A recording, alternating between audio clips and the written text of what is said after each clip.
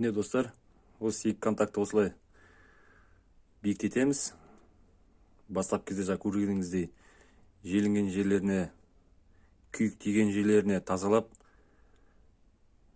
міндетті түрде тазалап жіберіп, мынандай сұйықтықпен плюс LT 120-алық сонымен бір оборот жасап, пайкілеп осылай контакты бекітеміз. Содан кейін де шамалы контакты бекіткеніміз дұрыс болады. Себебі тек аздап осылай бекітсек жеткілікті. Себебі біз жаңа мына контактымызды 2 мм-де егедік қой. Содан бір өзінің ұзындығынан шамалы қысқарды. Сол қысқарған ұзындыққа жету үшін мына контактымызды жаңағыдай қылып сәл көтереміз. Бисмилля, жалғасайық.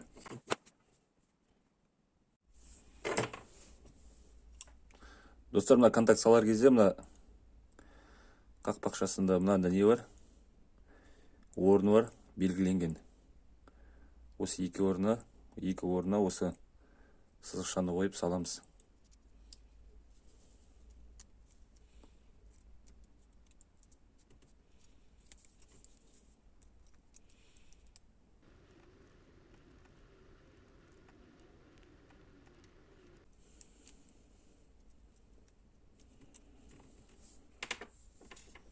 Содан кейін пружинкасын петляның екі орнына фиксатор саламыз.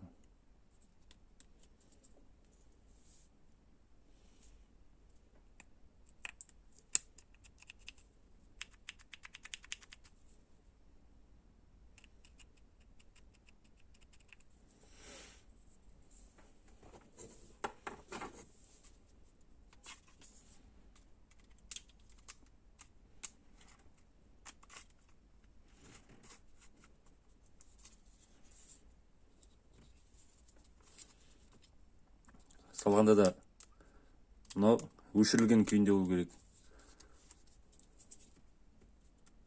Петлясында төменгі деңгейге қоямыз да. Содан кнопкасын саламыз.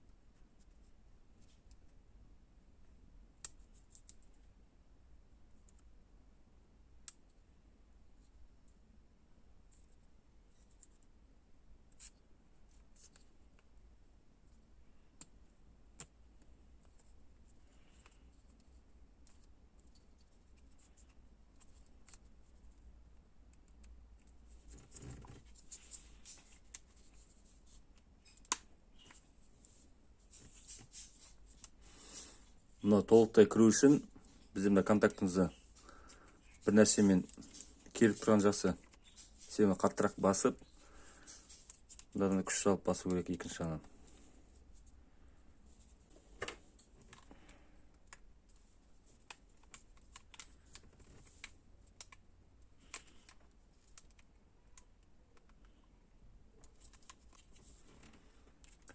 Мына деталіміз салатын кезде де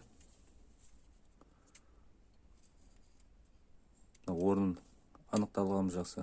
Мына жоғарғы бетте тұрса, мына петлямыз осы деңгейде тұрады.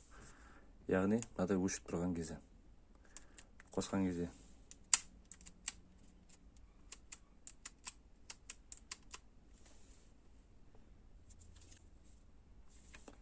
Мына деталіміз салатын кезде де, мына жерде қараймыз, петляның тұратын орнына габариті қосатын контакт. Жоғарғы деңгейде тұрса, петлямызда осы деңгейде тұру керек. Яғни, өшіп тұрған күйінде.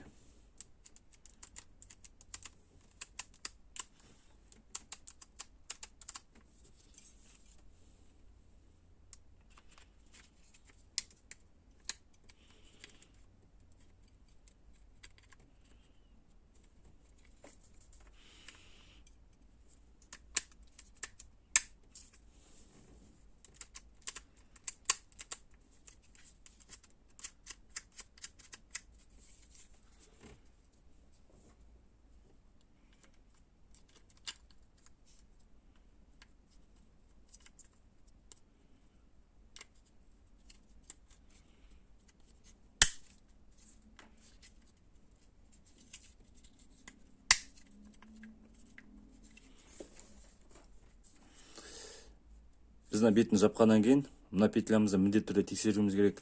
Себебі бұл поворотниктің рычагын қосқан кездегі сол орнына кері қайтаратын петля.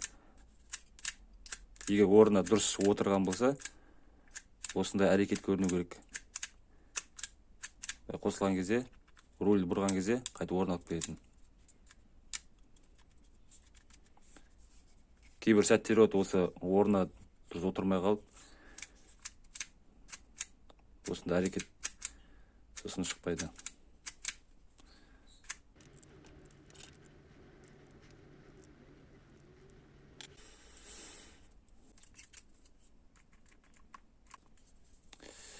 Бисмилла, тексеріп көрейік енді.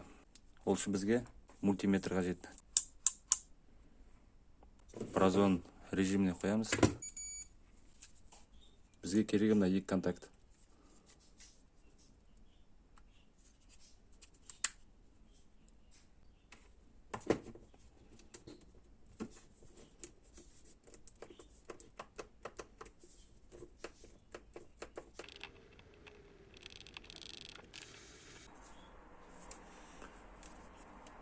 Сигналымыз сонда да жасамай тұр. Бұған не кедергі болды екен енді. Көрейік. Енді бұл жолата біз мына жерді тазаладық. Барлығы ойдағыдай деп ойлаймыз. Ендігі біз өзіміздің ашқан жерлерімізді толықтай қайтып бір тексеріп шығамыз. Біріншіден жеңіл жолдан бастаймыз. Бізге керегі мына 2 контакт. 2 контакттан бізде қызыл мен қара провод шығады. Осы жерден қойып, тексергенбіз мультиметрмен. Бұлай контакты ұстап, шөпті тигізген кезде, мына жерден кнопканы басқан кезде бізде мынандай прозон болу керек еді. Яғни 2 контакты қосып жатқан. Бізде ондай нәтиже болмағасын, мына проводтардың бойын қараймыз. Ашық жапқан кезде мына детальдардың барлығы қозғалды. Сол сәтте кері әсер түйіп кетуі мүмкін.